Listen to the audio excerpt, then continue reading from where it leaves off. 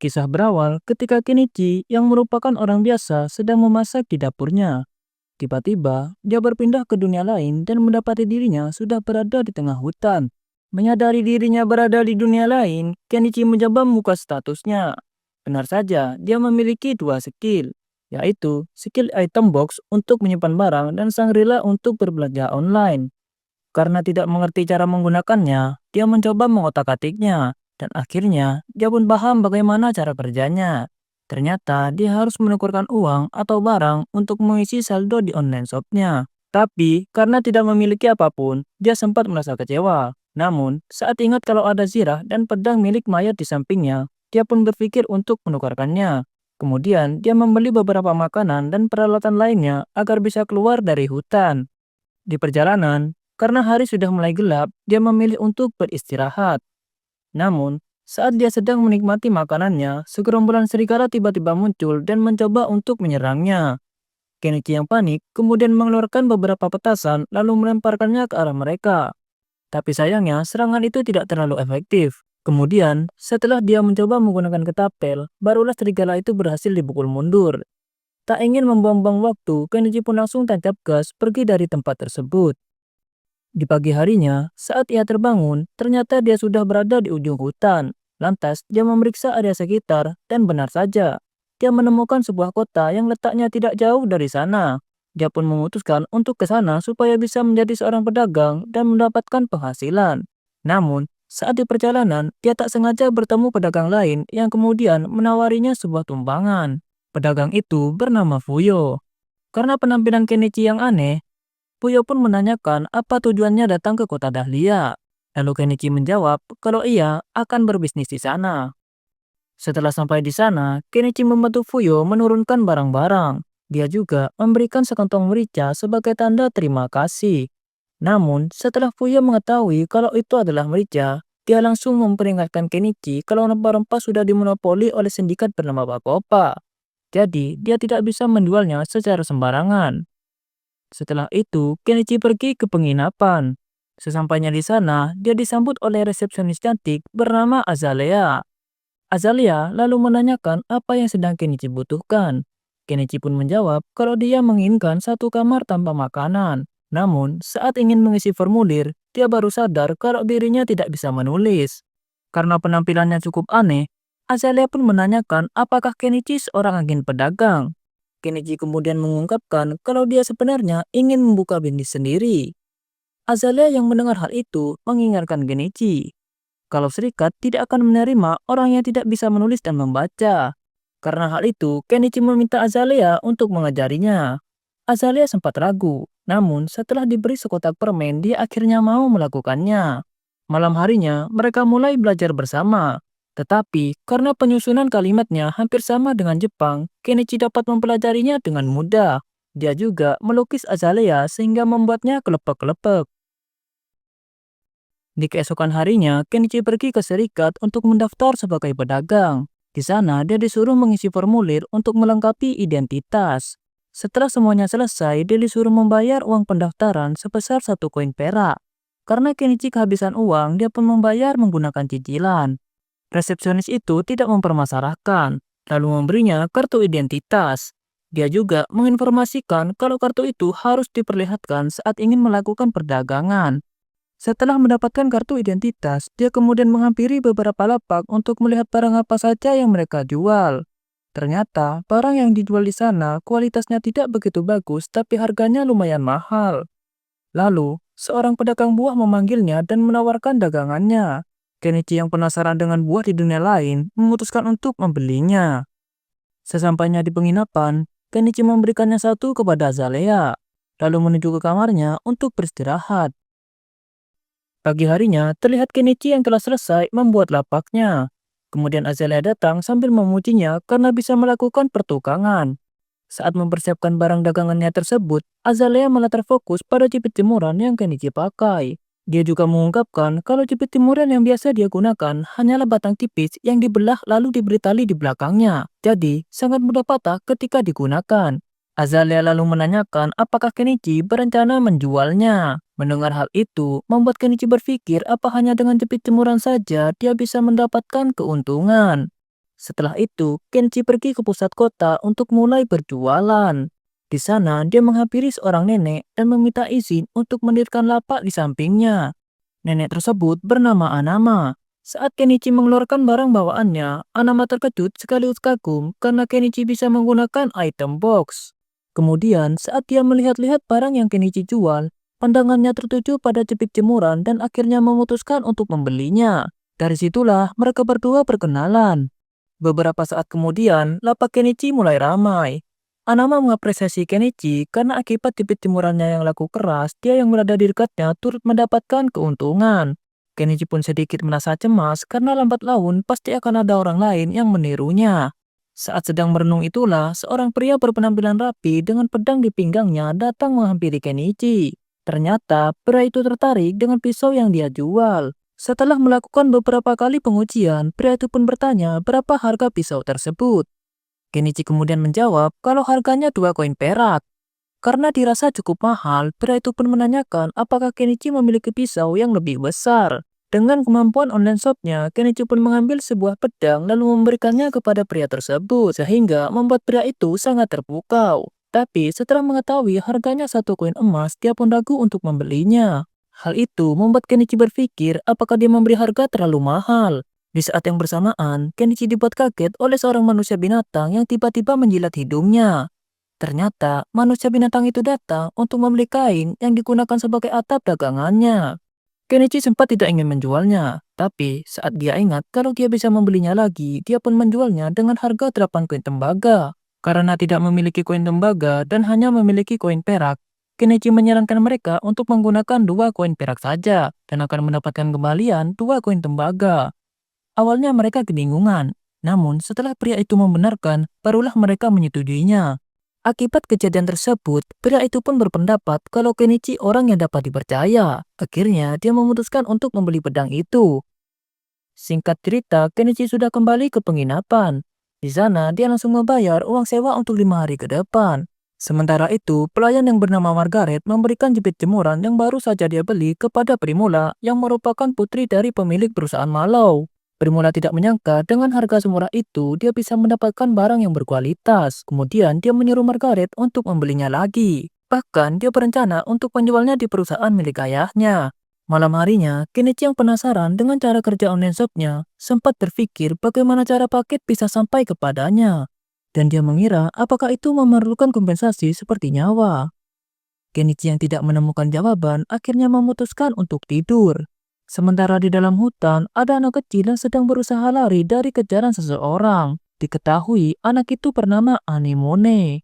Di hari berikutnya, terlihat Kenichi sedang mempersiapkan produk barunya yang berupa perhiasan dari kaca. Karena barang Kenichi selalu menarik, Anama pun menanyakan siapa yang memasoknya. Kenichi kemudian mengatakan kalau itu adalah rahasia dagang.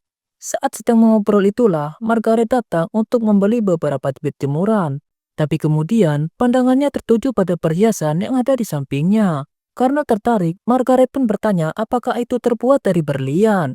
Kenichi pun menjawab kalau itu hanyalah kaca yang dipoles. Karena Margaret terlihat menyukainya, Kenichi pun bersedia untuk menyimpankannya. Tak lama kemudian, tiba-tiba manusia binatang menghampirinya. Dia sempat berpikir kalau mereka akan melakukan komplain. Namun kemudian, salah satu dari mereka mengatakan kalau Kenichi berbau rempah-rempah. Oleh karena itu, mereka memohon kepada Kenichi untuk menjualnya kepada mereka. Anama yang berada di sana menjelaskan kalau semua itu mustahil dilakukan oleh pedagang baru seperti Kenichi. Tetapi manusia binatang itu tetap memohon. Kenichi yang merasa iba kemudian mentraktir mereka makan malam di tepi sungai di luar kota. Tentu saja dengan masakan yang penuh rempah-rempah. Anama yang mendengar hal itu memutuskan untuk ikut. Sesampainya di sana, Kenichi dan Anama mulai mempersiapkan bahan-bahan. Sedangkan yang lainnya mencoba menangkap ikan. Beberapa saat kemudian, semua masakan sudah siap. Anama pun mengatakan kalau dia serasa seperti bangsawan karena makan menggunakan sendok perak, padahal itu hanyalah sendok stainless. Namun kemudian, manusia binatang mengatakan kalau makanan seenak ini kurang lengkap tanpa sake. Anama yang mendengar hal itu langsung mengomeli mereka semua. Tapi, karena Kenichi sedang baik hati, dia pun memberikannya 1 botol besar sake. Dari situlah, akhirnya Kenichi tahu nama mereka. Manusia binatang wanita bernama Miale, sedangkan 3 pria lainnya bernamanya Kero, Nyanelo, dan Nyanji. Setelah cukup lama bersenang-senang, mereka semua akhirnya tidur. Pada pagi harinya, Azalea yang mengetahui Kenichi tidur di luar merasa sedikit cemburu. Lalu Kenichi mengatakan kalau tadi malam dia berkumpul dengan beberapa manusia binatang. Kenichi juga menjelaskan kalau di sana tidak hanya ada wanita. Namun, ketika Azalea membersihkan bajunya, dia tidak bisa membantah apapun. Selanjutnya, Kenichi pergi ke pusat kota untuk mulai berjualan. Tak lama kemudian, Primula dan Margaret datang untuk membeli barang yang sebelumnya Kenichi simpan. Primula yang melihat perhiasan itu pertama kali tidak percaya kalau semuanya benar-benar terbuat dari kaca. Primula juga menyuruh Kenichi untuk mengeluarkan beberapa perhiasan lainnya. Tapi karena Kenichi memiliki skill item box, Primula merasa takjub. Kemudian dia memperkenalkan dirinya sebagai putri perusahaan dagang Malo, lalu mengajak Kenichi untuk bertemu dengan ayahnya. Anama yang berada di sana kemudian menjelaskan kalau mereka adalah pedagang besar di Dahlia. Pemiliknya yang bernama Malo merupakan orang baik dan disukai banyak orang. Setelah mendengar hal itu, Kenichi pun menyetujuinya. Di dalam kereta, Primula mengatakan kalau dia sebelumnya mencoba untuk menirunya. Namun, pengrajinnya tidak mampu untuk membuat bagian gawatnya. Jadi, dia mengakui kalau membuat replikanya hampir mustahil dilakukan. Kenichi pun membenarkan kalau untuk membuatnya membutuhkan teknologi yang canggih. Sesampainya di sana, Kenichi disambut hangat oleh Malo. Walaupun mempersilahkan Kenichi untuk masuk dan duduk di ruang tamunya. Setelahnya, Kenichi memperlihatkan perhiasannya. Primula juga menambahkan kalau Kenichi bisa menggunakan item box. Malo yang mendengar hal itu kemudian mengungkapkan kalau dirinya juga menggunakan item box untuk mengembangkan perusahaannya. Karena Kenichi tidak mau berlama-lama, Kenichi kemudian menanyakan inti dari tujuannya. Ternyata Malo ingin mengajaknya menjadi pemasok di perusahaannya. Dia sudah yakin akan menemukan pasar yang cocok untuk perhiasan-perhiasan tersebut. Maka dari itu, dia memutuskan untuk bekerja sama dengan Kenichi daripada harus menjualnya diam-diam. Setelah bernegosiasi, Kenichi pun setuju dan akhirnya menandatangani kontrak. Akibat kerjasama dengan perusahaan Malo, saldo di online shopnya sudah mencapai 8 digit. Dengan uang itu, kini dia bisa memulai hidup tenang dengan membangun rumah di pinggir hutan. Azalea yang mendengar hal itu merasa khawatir. Namun, Kenichi meyakinkan bahwa dia tidak akan terlalu jauh dari dinding kota. Setelah itu, Kenichi pun mulai membersihkan area perhutanan, seperti memotong rumput, menebang kayu, dan berbagai hal lainnya. Tapi saat hari sudah mulai gelap, dia memutuskan untuk melanjutkannya besok saja. Keesokan harinya, Kenichi mencoba memindahkan akar pohon yang sebelumnya ia tebang. Namun, karena melakukannya secara manual, dia merasa sangat kelelahan. Karena sudah tak sanggup lagi, Kenichi akhirnya memutuskan untuk membeli eskavator dengan harga yang terbilang mahal. Namun, dia baru sadar kalau ternyata online shopnya tidak menjual solar. Hal itu membuatnya sedikit panik. Tapi, karena sudah terlanjur membelinya, Kenichi tidak mau menyerah begitu saja. Dan pada akhirnya, dia menemukan sebuah solusi yaitu dengan menggunakan minyak tanah yang dicampur dengan beberapa bahan lainnya. Karena tak yakin akan berhasil, dia pun membeli diesel sebagai alat percobaan. Benar saja, bahan bakar itu bekerja dengan baik. Dia juga membeli kabel dan lampu sebagai penerangan eskavator. Saat dia sedang mandi di sungai, merasa sangat terganggu dengan banyaknya nyamuk di sana. Kenichi pun memutuskan membeli batu sihir penangkal serangga sesuai saran Azalea. Di pagi harinya, dia sudah berada di toko tersebut dan bertemu dengan pemilik toko yang merupakan seorang penyihir. Dia pun menanyakan berapa harga batu sihir penangkal serangga. Penyihir itu menjawab kalau harganya 3 perak. Karena harganya dirasa cukup mahal, Kenichi mengajukan penawaran dengan menawarkan sebagian pembayaran menggunakan jeruk. Akhirnya dia mendapatkan potongan harga sebesar 1 koin perak. Singkat cerita, Kenji sudah berada di lapaknya. Di sana, dia sedang memandangi poster para buronan. Anama yang melihatnya kemudian menjelaskan kalau pria itu merupakan ketua bandit yang bernama Saga. Berpindah ke sebuah hutan, di sana terlihat anemone yang sedang dijual sebagai budak. Namun saat perjalanan, mereka diserang sekelompok bandit yang tidak lain adalah Saga. Sedangkan Kenichi yang sedang memindahkan akar pohon berambisi untuk membangun pondok di sana. Tapi karena telah membeli eskavator sebelumnya, saldonya cukup memprihatinkan. Dia pun pergi ke perusahaan Malo berencana untuk menjual gula. Tapi karena gula adalah hak eksklusif negara, Malo tidak bisa membelinya. Sebaliknya, Malo malah mengatakan kalau perhiasan yang sebelumnya laku keras di kalangan para bangsawan. Oleh karena itu, Kenichi memberinya stok tambahan. Akibat transaksi tersebut, saldo di online shopnya kini menjadi 3 juta won. Kemudian, Kenichi memutuskan untuk membeli pondok kayu yang harganya sangat murah. Namun, setelah membelinya, yang datang hanyalah tumpukan kayu. Ternyata, pondok itu harus dirakit sendiri. Karena sudah terlanjur membelinya, dia pun mulai merakitnya. Beberapa saat kemudian, manusia binatang datang dan bersedia membantunya sebagai tanda terima kasih karena sudah mentraktirnya. Sedangkan Kenichi tetap berjualan seperti biasa. Beberapa minggu kemudian, pondok itu sudah selesai sepenuhnya. Kenichi juga menambahkan panel surya sebagai pemasok listrik di rumahnya. Setelah itu, dia pergi ke penginapan untuk berpamitan kepada Azalea. Di hari pertamanya tinggal di hutan, Kenichi memutuskan untuk berkeliling di sekitar rumahnya sambil mengabadikan momen menggunakan kamera. Tapi, dia tiba-tiba diserang oleh sekelompok manusia binatang menggunakan anak panah. Kenichi pun bersembunyi di balik pohon dan mencoba menyerang balik menggunakan ketapelnya. Dia juga mengeluarkan ekskavatornya supaya mereka semua ketakutan. Setelah berhasil mengusir mereka, Kenichi tidak sengaja menemukan seekor bobcat yang terkena anak panah. Kemudian, Kenichi memberikan pertolongan pertama dan membawanya ke rumahnya. Namun, karena masih merasa khawatir, dia pun berpikir untuk menyembuhkannya menggunakan sihir. Tapi, setelah sampai di sana, dia malah dianggap aneh karena berusaha menolong seekor hewan. Kemudian, Miele datang mengatakan kalau sebagai ras manusia kucing, dia menganggap Bobcat sebagai utusan dewa. Jadi, dia penasaran dan memutuskan untuk melihatnya. Sesampainya di sana, Miele yang khawatir kepada Bobcat tersebut memilih menginap di rumah Kenichi. Kenichi lalu mengatakan kalau rumahnya hanya memiliki satu tempat tidur saja. Namun, Miele tidak mempermasalahkan walau mereka harus tidur berdua. Beberapa hari kemudian, Kenichi mulai mempersiapkan ladang. Akan tetapi, karena jarak sungai jauh dari tempatnya dan akan sangat merepotkan jika mengambilnya secara manual, akhirnya dia memutuskan untuk menggali sumur selama beberapa hari. Karena Kenichi sudah lama tidak berjualan, Primula memutuskan untuk pergi ke rumahnya setelah diberitahu lokasinya oleh Miale. Sesampainya di sana, dia menanyakan benda besar apa yang ada di belakang rumahnya. Kenichi mengatakan kalau itu adalah familiarnya. Hal itu jelas membuat Primula kagum. Walau sebenarnya itu hanyalah alasan Kenichi agar Primula tidak mencurigainya. Karena gerbang kota sudah ditutup, mau tidak mau Primula harus menginap di rumah Kenichi. Primula yang penasaran dengan tong di belakang Kenichi menanyakan apa itu sebenarnya. Kenichi pun menjelaskan kalau itu adalah sebuah bak mandi. Primula yang penasaran memutuskan untuk mencobanya.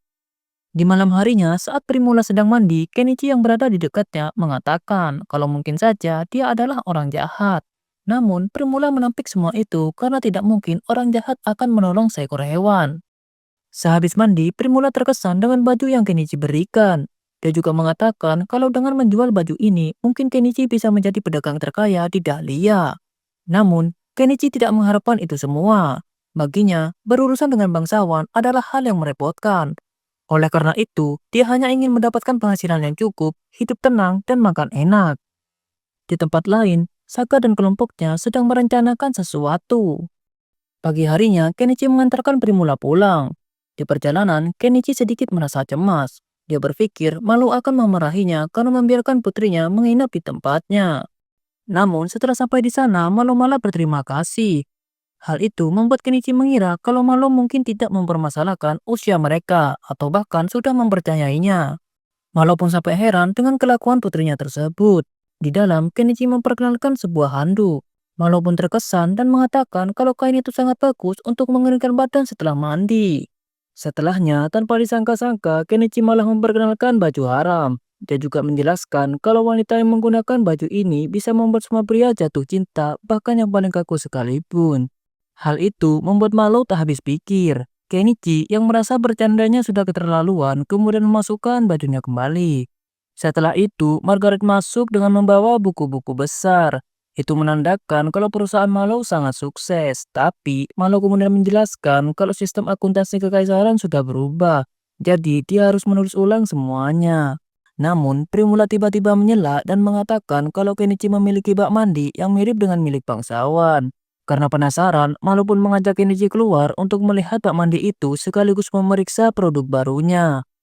Sesampainya di sana, Kenichi langsung kaget karena produk itu adalah sebuah power pitcher. Apalagi setelah Malo mengatakan kalau itu juga produk kekaisaran. Kenichi pun mengira apakah ada orang lain selain dirinya yang berinkarnasi ke dunia itu. Sedangkan Primula sangat terkesan kepada pompa itu karena bisa mengeluarkan air. Kenichi akhirnya mengerti kalau setelah melihat hal itu mereka sudah tidak tertarik dengan bak mandinya. Kenichi yang sedikit kecewa kemudian memberikan Primula rancangan sebuah sepeda atau lebih tepatnya Draisine. Namun, karena di sana belum mengenal konsep sepeda, mereka malah menertawakannya. Beberapa hari kemudian, setelah kejadian itu, Primula sering pergi ke rumah Kenichi dan bahkan menginap di sana. Saat Primula sedang mandi di rumah Kenichi, dia mengatakan kalau besok dia akan pergi selama 1 bulan untuk membeli barang dagangan. Kenichi pun menegur Primula kalau dia seharusnya tidak menginap malam ini. Akan tetapi, Primula malah meminta baju haram yang sebelumnya Kenichi perlihatkan, serta mengungkapkan kalau dia sebenarnya suka padanya. Meskipun munafik, Kenichi mengatakan kalau wanita muda sepertinya tidak bisa jatuh cinta kepada om-om. Primula lalu menegaskan kalau Kenichi adalah pria luar biasa di matanya. Kenichi tak habis pikir entah apa yang akan dilakukan Malo ketika mendengar omongan putrinya. Tapi, Primula malah mengatakan kalau ayahnya tidak keberatan. Tapi, Kenichi tetap tidak mau karena butuh tanggung jawab besar untuk mengambil keputusan mendadak. Primula yang tidak tahan mengajak Kenichi tidur bersama, setidaknya untuk malam ini saja. Dia juga masih bingung apa yang sebenarnya Primula harapkan dari pria tua sepertinya. Keesokan paginya, Kenichi mengantar Primula mencari delman. Setelah itu, dia kembali ke rumahnya. Di sana, dia dihampiri oleh seorang pria yang sebelumnya membeli pedang. Pria itu bernama Norspul. Dia datang ke sana karena mendapatkan laporan kalau ada seseorang yang mencurigakan baru-baru ini tinggal di hutan. Tetapi saat tahu kalau itu adalah Kenichi, pria itu tidak begitu khawatir. Kemudian Norspul menanyakan tentang benda yang ada di sampingnya. Kenichi lalu mengatakan kalau itu alat yang berhubungan dengan sihir. Jadi Kenichi menyuruh Norspul untuk merahasiakannya. Sebagai uang tutup mulut, Kenichi pun memberikan 3 balok baja. Hal itu tentu membuat Norspul sangat senang. Sebulan kemudian, Kenichi yang sedang berada di lapaknya mendapatkan kabar dari Margaret kalau Primula diculik oleh kelompok Saga. Dia pun langsung bergegas ke sana dan mendapati Pak Malo yang sedang menangis meminta bantuan. Tetapi sayangnya tidak ada yang mau membantunya, bahkan Guild sekalipun. Sedangkan Primula sedang disekap oleh Saga di dalam reruntuhan. Malo yang sudah putus asa kemudian memohon kepada Kenichi untuk menyelamatkannya. Bahkan dia akan membayar berapapun supaya putrinya bisa diselamatkan. Dengan nalurinya, Kenichi pun bersedia dan akan melakukan sesuatu supaya Primula bisa selamat. Lalu, dia meminta sejumlah uang untuk melakukan persiapan. Setelah saldonya terisi, dia lalu menyuruh warga untuk segera memberi ruang. Selanjutnya, Kenichi berpura-pura membaca mantra dan mengeluarkan sebuah truk. Warga yang melihat hal itu seketika menjadi heboh. Tapi Kenichi kemudian menjelaskan kalau itu hanyalah kereta besi yang hanya patuh kepada perintahnya. Setelah itu, Kenichi pun kembali membujuk warga, namun tidak ada satupun yang mau membantunya. Hal itu dikarenakan Saga adalah pandit yang kuat dengan anggota lebih dari 50 orang. Sampai pada akhirnya, Bobjet datang kepadanya dan bersedia membantunya.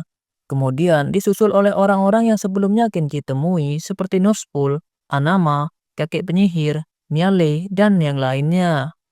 Bahkan Malo juga akan ikut tapi Kenichi melarangnya. Dia mengatakan kalau semua urusan ini percayakan saja kepadanya. Lalu Kenichi pergi ke Serikat Petualang dan mengambil misi menangkap Saga. Resepsionis yang ada di sana sampai merinding melihatnya, karena baru kali ini ada orang yang berani berurusan dengan bandit terkuat itu. Bahkan warga menganggap mereka seorang penipu yang akan membawa kabur uang Malo. Sedangkan di reruntuhan, Anemone memberikan sebuah roti kepada Primula.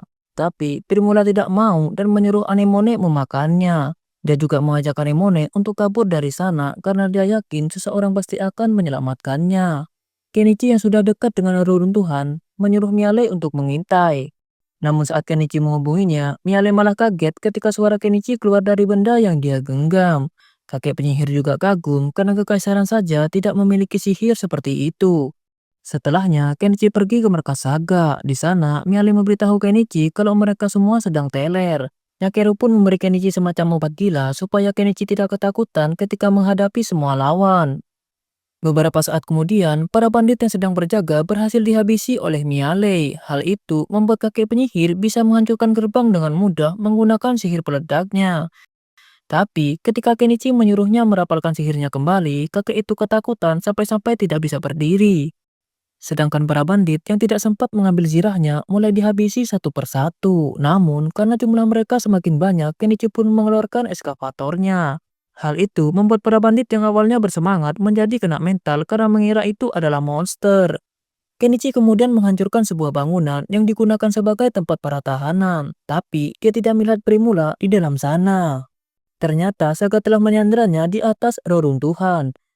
Dia juga mengancam mereka semua agar menurunkan senjatanya jika ingin Primula selamat. Tentu saja, Kenichi tidak kehabisan akal dan langsung menyuruh Miale untuk bersiap memanah ketika Kenichi sudah memberi aba-aba. Kemudian Kenichi mengeluarkan sebuah laser dan mengarahkannya ke arah Saga. Miale yang melihat hal itu langsung melancarkan serangannya. Saga yang terkena anak panah masih mencoba menyerang balik. Tapi Anemone tiba-tiba mengeluarkan semacam sihir tolak balak sehingga membuat Saga terjerumus ke bawah. Dengan begitu, Saga berhasil dihabisi. Sementara itu, Primula langsung memeluk Kenichi, tapi Kenichi yang sedang dalam pengaruh obat gila malah berpikir untuk mendorongnya dan menidurinya di tempat itu. Setelah keadaan mulai tenang, Kenichi pun menyuruh Nyanji untuk memberi kabar kepada Anama. Sedangkan para wanita sedang membersihkan diri di sana. Kenichi juga menyuruh Primula untuk memandikan Anemone.